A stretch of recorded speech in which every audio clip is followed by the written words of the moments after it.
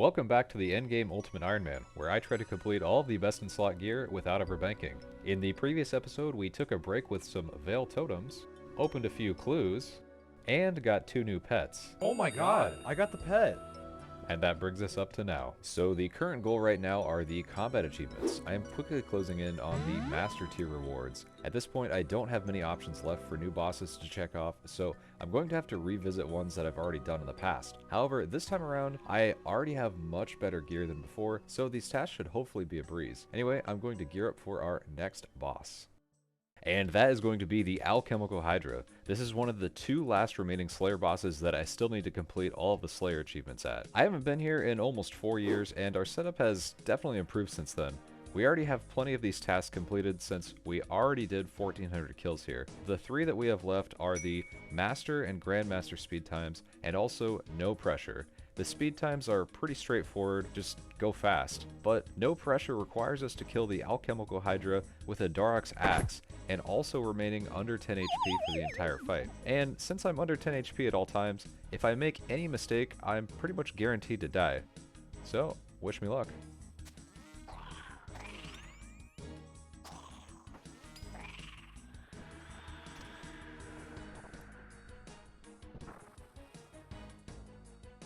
There we go, Alchemical Speed Chaser. That's to get it under 140. We got it right on the dot at 140. So I kind of underestimated how much faster my kill times would be with this gear.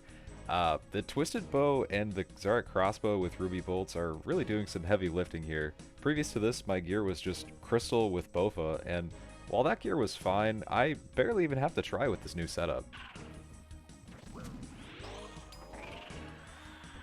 Is that it? Oh, let's go. I got it by 1 second.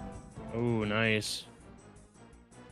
Those speed tasks took me a total of like 5 kills to get. Like I said, the TiVo and the ZCB really popped off. Anyway, now that leaves us with No Pressure, which does require the Darrock's Axe. Now, as you already know, since I'm an Ultimate Iron Man, by the way, I can't just keep every weapon and piece of gear in my bank like a regular account, but there just so happens to be a stash unit in which you can store 1 fully completed set of any Barrows equipment. I've had the Darrock set tucked away in this stash unit for quite some time now, just waiting for the right time, and now I finally get to use it. Now, if I only had the axe, then obviously I wouldn't be getting the set bonus, and that would make our total kill time a lot slower and leave more gaps for mistakes.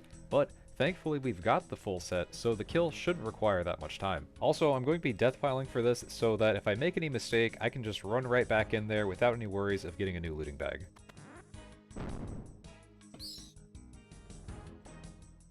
There we go, there's my Darrock set.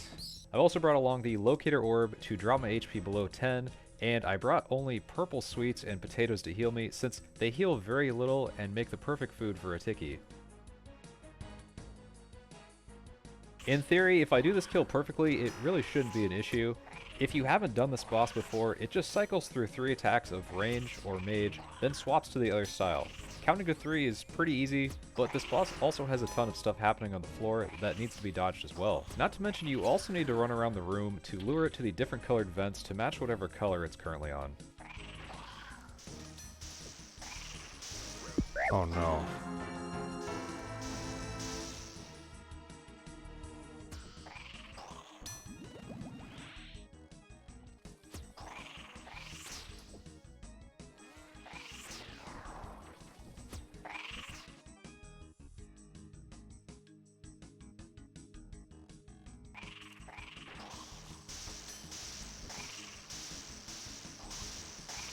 Not gonna get me twice, lightning.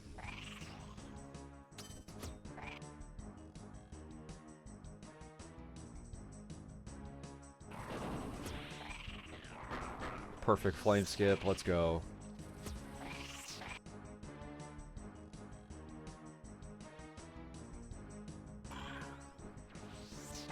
Come on, come on, come on, please hit, please hit.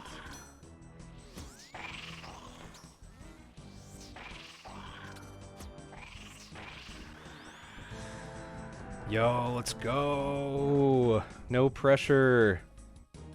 And with that final task, we have finally completed all of Alchemical Hydra. And now we can gear for something else. Deep inside the dark heart of the wilderness awaits a 3-headed beast.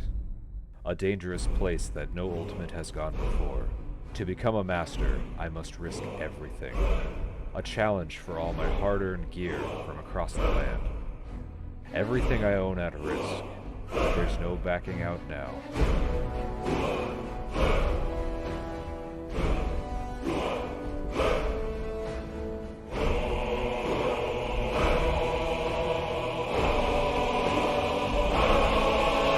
No. No. No.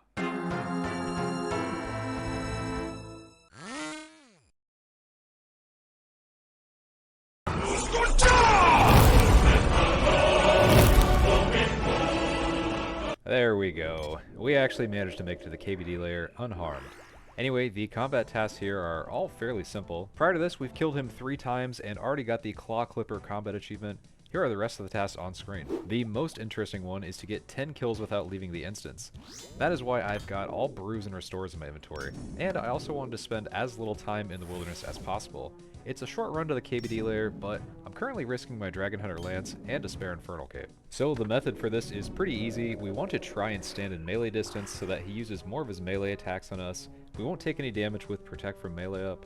His other ranged attacks are the ones that do the real damage, but we've also got an anti-fire pot along with the anti-dragon shield to try and mitigate as much damage as possible.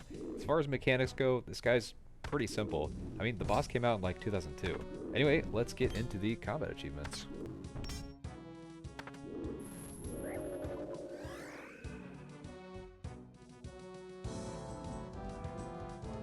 Let's go King Black Dragon Novice.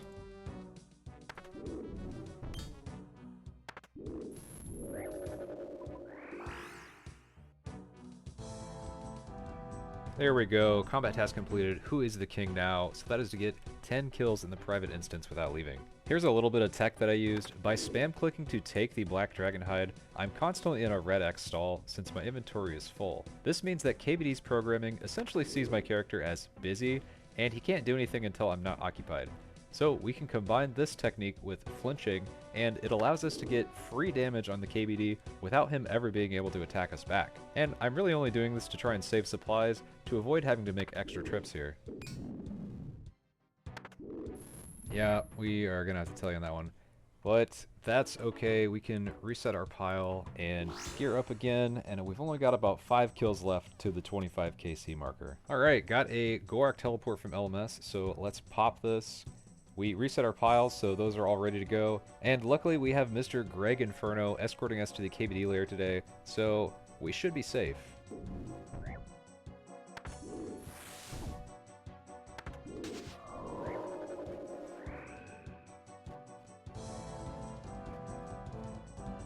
There we go. King Black Dragon Champion, 25 kills. And that means that all of the King Black Dragon tasks are finally completed. Stayed for 1 extra kill. Gotta go for those high scores. Anyway, now that we're done with KBD, I'm gonna pick up all my loot so that I don't lose it all.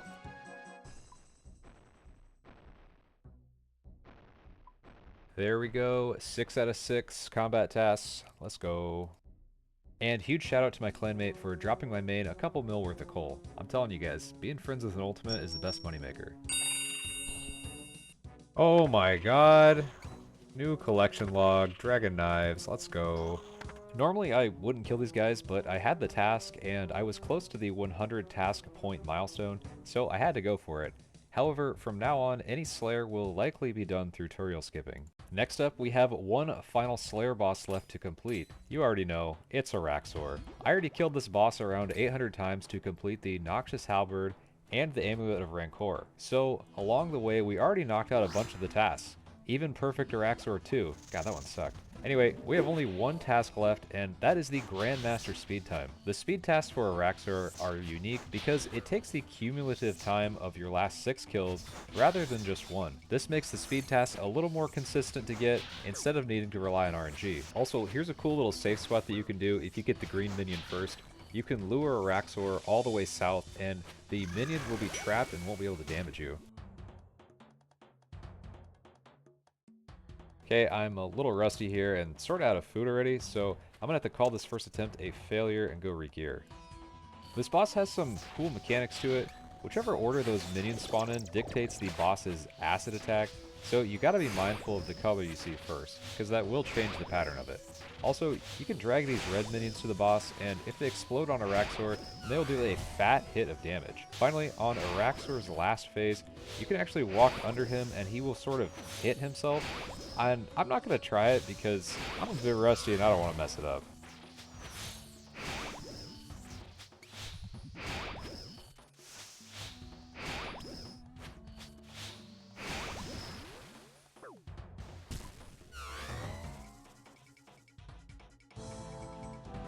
Yo, let's go. Araxxor speedrunner. That wasn't too bad. And I got an Araxxite head. Would you look at that? And with that, you already know what that means. That is Araxxor, 12 out of 12 completed. There we go, 12 out of 12 on Araxxor. And that is all of the Slayer bosses completed for the combat tasks. Alright, and next up we have a really interesting boss. Remember the Darok's axe kill from the Alchemical Hydra? Well, there's another task very similar to that. We are actually required to use the Xeric's flail on Kalphite Queen, but there's one big issue.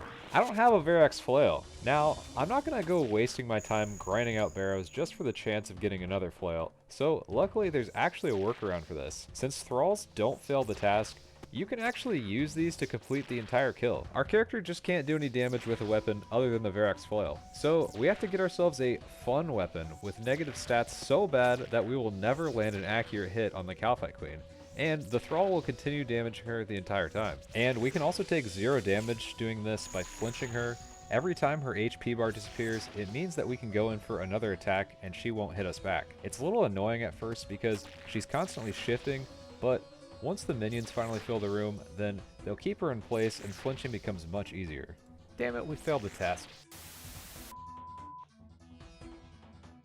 Okay, I went and checked out my equipment stats and apparently I was too accurate, so we took a few things off and now we should be able to complete this.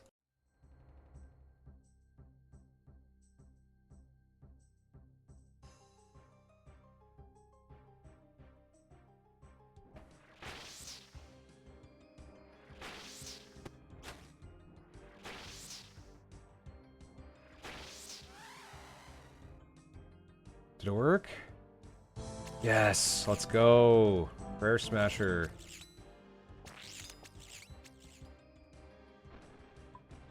Kalphite Queen, that's another 5 out of 5 completed. Let's go. Hey, if you enjoy this type of content, you can help me out by hitting the like and subscribe button. We're getting very close to 2,000 subscribers and every little bit helps. Thank you for supporting the channel.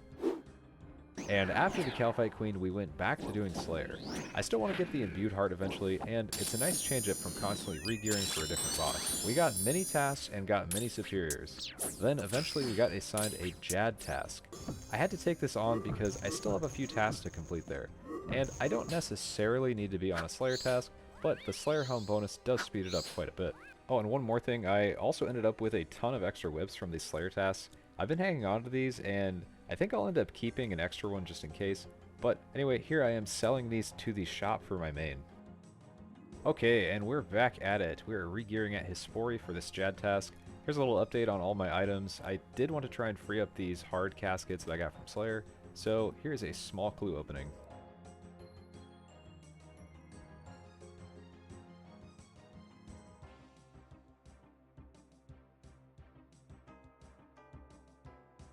Master.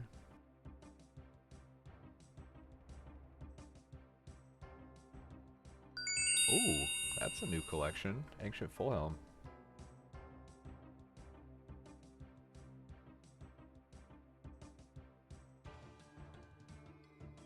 Also, that is the full Ancient set completed. If you don't know this, Ultimates can store items inside the box, but they can only take them out if they have the full set.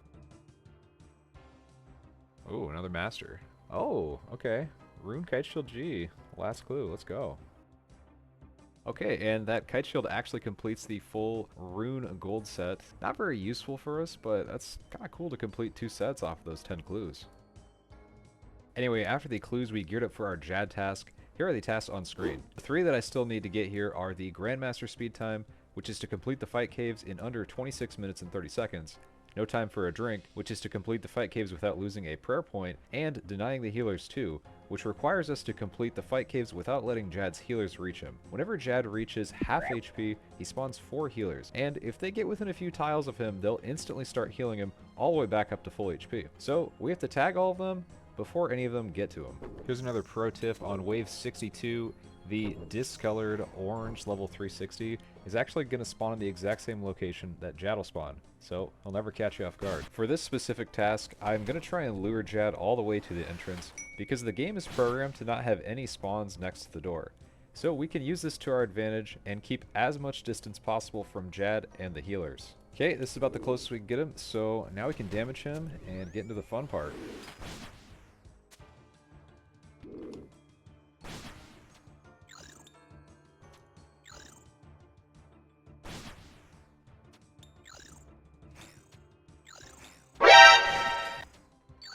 What the fuck? Yeah, honestly, I don't really get why I failed this task. I had the healer tagged, and then at the last second, he decided just to switch off. Gamble it for the pet? Damn it. So we went back to Slayer in search of the Imbued Heart, and more importantly, another Jad task. And along the way, we stacked up some more clues, and while doing some of the steps, I found this guy. Rest in peace, brother. Alright, we've got another clue opening. Got 8 hards, 1 elite, 1 master. Let's get into it.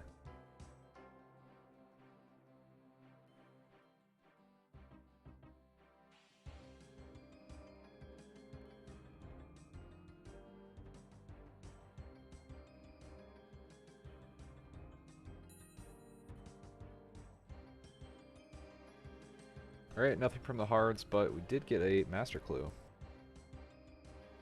Oh, okay. Afro? Hell yeah. Let's put this on. Dude, sweet. And for the master? Dude. Okay. That's pretty cool. Trimmed obby cape? Well, let's put it on. Not bad, not bad. Okay, we got ourselves another Jad task, so let's hope that we can actually get this completed this time.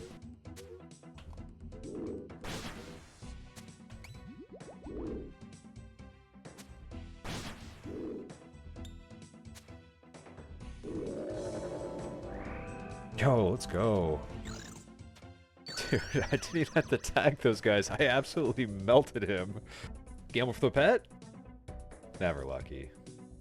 Next up, I'm going to one of my favorite places in game.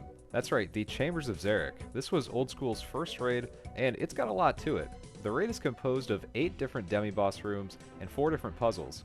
In a regular, non-challenge mode raid, you can get anywhere from 3 to 5 demi-boss rooms, and 2, sometimes 3, puzzles. There have been a handful of balancing changes since the inception of Chambers, but some of the rooms are objectively faster than others if you've got the gear and the technique for it. You can scout for a specific raid beforehand with the plugin that tells you exactly the layout. This is crucial because for these next 2 tasks we are required to complete a trio in under 14 minutes and 30 seconds and a 5-man in under 12 minutes and 30 seconds. There's really not much room for error on these raids, and everything we do must be fast. Luckily our team has all megas, we're skipping prep, and we're speeding things up with Vengeance. So here's the Vengeance I was talking about. Vasa will always hit big on whoever gets stunned, so we can hit him back with some fat recoil damage.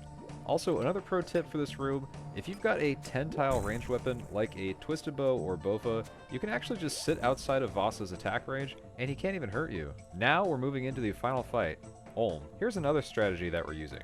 Most seasoned raiders will already know this, but you can actually avoid all of Ulm's special attack damage by using a technique called mage skipping, invented by Greg Inferno. Ulm normally looks at both sides and sends a regular attack on each, followed by a special attack every other hit. This means the specials will always appear on the same side, like mage side. If all players are on the opposite side of where Ulm is looking, then he can't actually send out any special attacks. So with precise timing, you can avoid a lot of the extra unnecessary damage in this room. Yo. This guy got a... One and done. This guy got a scroll. What? That's What are the hilarious. Oh, that's so funny. So that was actually 2 tasks completed on the previous run. Here's a little bit update on the points. We are currently 93 points away from the Master Tier rewards. Next up, we are moving on to the 5-man speed time. We need to get the entire raid completed in under 12 minutes and 30 seconds, but that really isn't even the difficult part. The most challenging part was just finding a team. We were waiting for about half an hour to get people who needed the task also. Anyway, the layout is pretty much the same as before, but in the reverse order. And the puzzles don't really matter that much, as long as you don't have the Ice Demon. Yeah, a minute and a half still. Yeah, we're good. Let's go. There we go. That's another 2 tasks completed. That is the Master Speed Time and the Grandmaster Speed Time for 5-man. And luckily after that raid, since we already had 5 people, everyone was down to try the 5-skill challenge mode raid as well, which is perfect because everyone on the raid was pretty solid. Challenge mode is a little different from the regular chambers because instead of scouting for certain layouts, you get every single room in a very specific order. Some people like these more since there's literally no scouting involved. Outside of that, all the monsters inside the raid have their stats buffed by about 50%, so this makes the Twisted Bow even more deadly since it scales off the enemy's magic level. Also, I'm very lucky that all my teammates understand that I can't really prep since I can't use the storage chest in here. Yeah, so they're all letting me get the first pickings on the potions, and they're just taking the rest. Here's another pro strat. On Vanguards, I usually like to follow the Ranger because you can actually stand under it and it won't pop out to attack you. So you can focus the other 2 if you need to, and it can't hurt you. Here's another strategy to help skip the rope. We send one person over to grab the crystal, and the others make sure to tag the Rangers and the Mages so that they can safely cross. Then the crosser comes back and uses the crystal so that we can avoid actually killing any of them.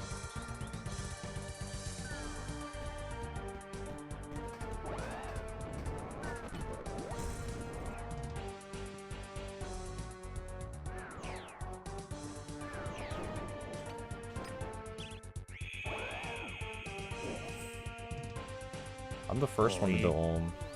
Yeah, because you didn't have to go to the bank.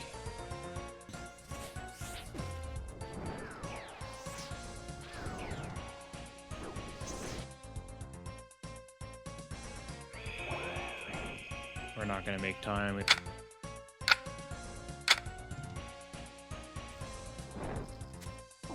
Jesus, this is tight. That's tight. Yo, let's Got the go. 3 combat achievements. Nice. See, I knew we were fine. Oh my god, no, I was not fine. That's my 25th KC too, so I got that one too. Yeah, so that was a pretty close one. The Grandmaster speed time for challenge mode is to get under 25 minutes, and we had under 30 seconds to spare. Anyway, that also completes the Master speed time as well, so that's a total of 11 more points. And after ditching 2 of those other guys, we went for the Trio Challenge Mode speed. This one is a little bit more lenient on time. You only need to be under 27 minutes for this task. And the strategies don't really change that much from 5 scale to Trio. The only thing that really matters is our Elder Maul specials landing on Tecton and Ulm.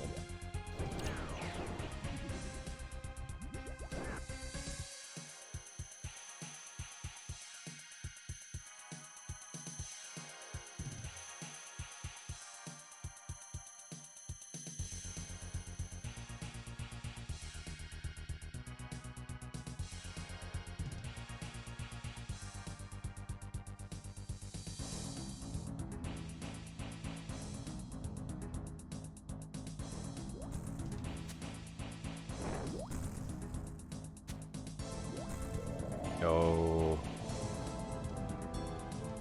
Let's go.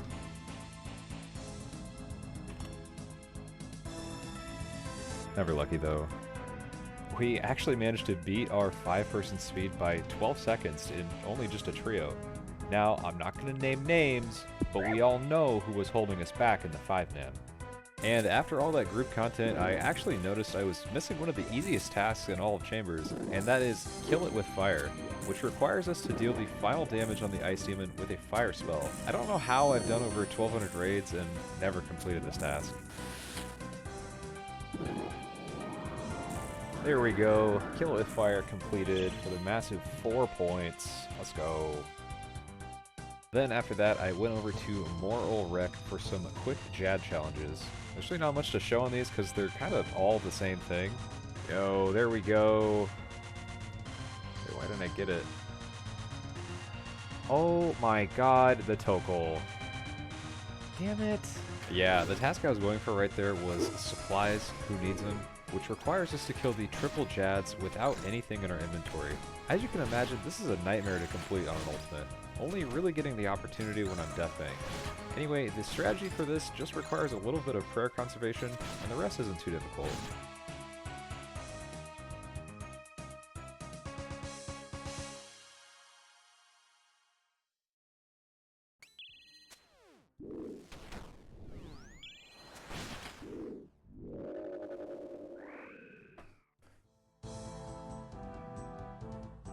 Oh, okay. We got it. And at this point, I was getting pretty close on points, so I was just looking for any tasks that I could quickly complete. I went to a bunch of random spots, like these repeatable quest bosses. This one in particular is the Song of the Elves final boss. You can also do the Monkey Madness 2 final boss, and Galvic from Dragon Slayer 2. All three of these have speed tasks associated with them. There we go, Fragment of Serene Speed Trialist completed. And after that, I geared up for some armor to check off a couple more quick tasks. The first task that I wanted to try and knock off is Swoop No More, which is to kill Kriara in a private instance without taking any melee damage from the boss or his bodyguards. So it's pretty simple. If you're in combat with Kree, he won't ever melee you. However, for the melee minion, I'm just going to Ice Barrage him so he can never touch me.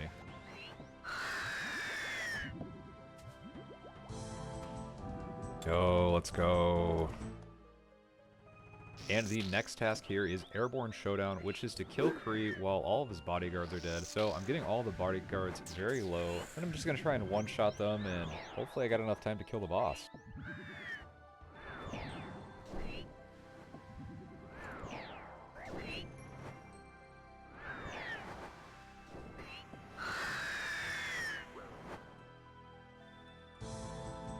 Alright, that is Airborne Showdown completed. Now we can finally get out of here. And after those tasks, I found myself going to the regular Gauntlet. All that I have left to complete here are the speed tasks, and although the regular Gauntlet is much easier than the corrupted Gauntlet, the speed tasks are pretty rough. It took me many attempts, and I barely got the master time. If I wanted to get the grandmaster time, I would still need to shave off about another minute. Anyway, that's 5 more points to add to the total. And after that, it felt naturally fitting to move into the Corrupted Gauntlet. Now, this is where boys become men. Many irons go dry here, so thankfully I'm just here for a few combat achievements. Anyway, here are all the tasks on screen.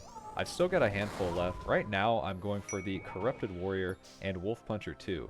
It's recommended to complete both of these at the same time, since Wolf Puncher 2 allows us to only make one attuned weapon. This means that the fight is going to take longer than usual, so it's a smart move to get tier 3 armor as well. And another UIM pro tip, dying here doesn't create a pile or a death bank, so it kind of looks like it's a safe death, but if you have stuff in Hispori or any other death bank, it'll actually wipe that, so always make sure to check that before you do the Gauntlet.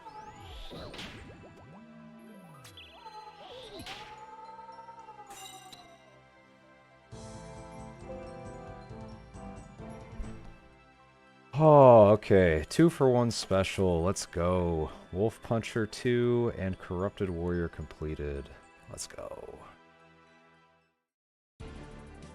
And after those Corrupted Gauntlet tasks, I had only a few points remaining. All that stood between me and my Master Combat achievements was the last final challenge. A challenge that many have tried, but only few have completed. This was the ultimate test of my endurance. Oh wait, that's the wrong clip.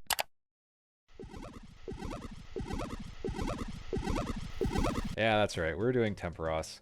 Even though this is considered a skilling boss, it still has combat achievements tied to it, which I don't really think makes much sense. Anyway, the final task that I need to complete here is to get at least 10 rewards permits in one round of Temperos. In masses, I can usually get like 5 points per game, so that means I have to do this in a solo. But there's a pretty cool method where you basically let the entire island catch on fire, because putting out fires gives a lot of points. But I actually failed this task many times. I didn't even know that you could lose Temperos, but I guess that's just how badly I messed this up. And another thing I didn't realize is I thought 1,000 points was equal to 1 rewards permit, so each time I was aiming for 10,000 points. but it turns out you only need 8,300 and sometimes less. This will get you 10 rewards permits. I guess it actually pays off to read the wiki because I definitely skimmed past that and wasted unnecessary time.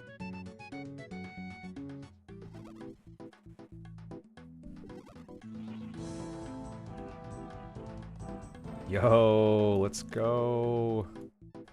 Oh, finally, we did it. There we go. Yes, we finally did it.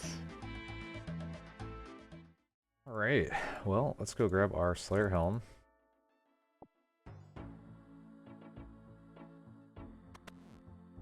Alright, here's the Hydra Helm.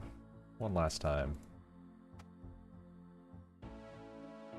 Alright, let's talk about some combat achievements. You already know I completed them. Okay, blah blah blah blah blah. Here's all the cool stuff I get. Alright, we got ourselves a hilt. Now, let's recolor this Slayer Helm. Okay, fuck you. Alright, give me the Xeric Helm. Dude. Alright, let's put it on. That's pretty good. And let's combine this Xeric with the hilt. Now that's actually kind of sick because now we got extra teleports on our defender. Once again, I want to show off the Master Tier rewards one last time.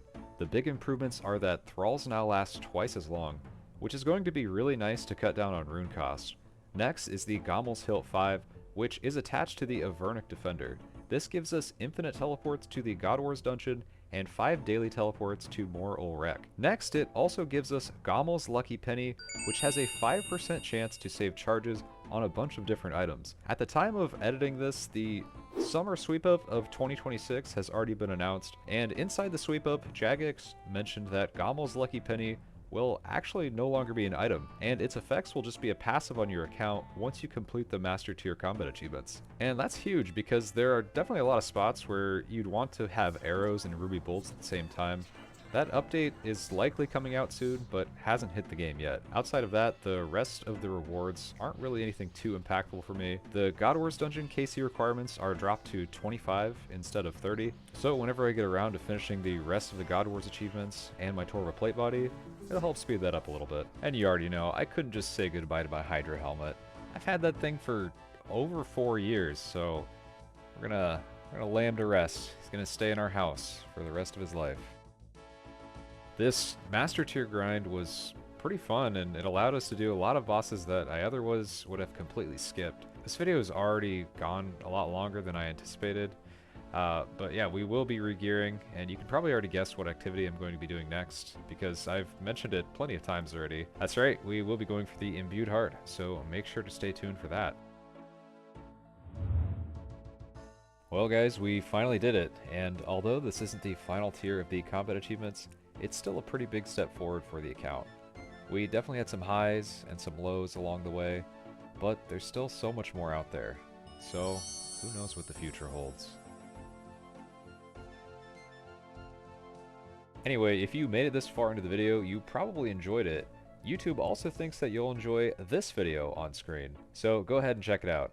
Don't forget to hit that like and subscribe button. Thanks again for watching, and I will see you in the next one.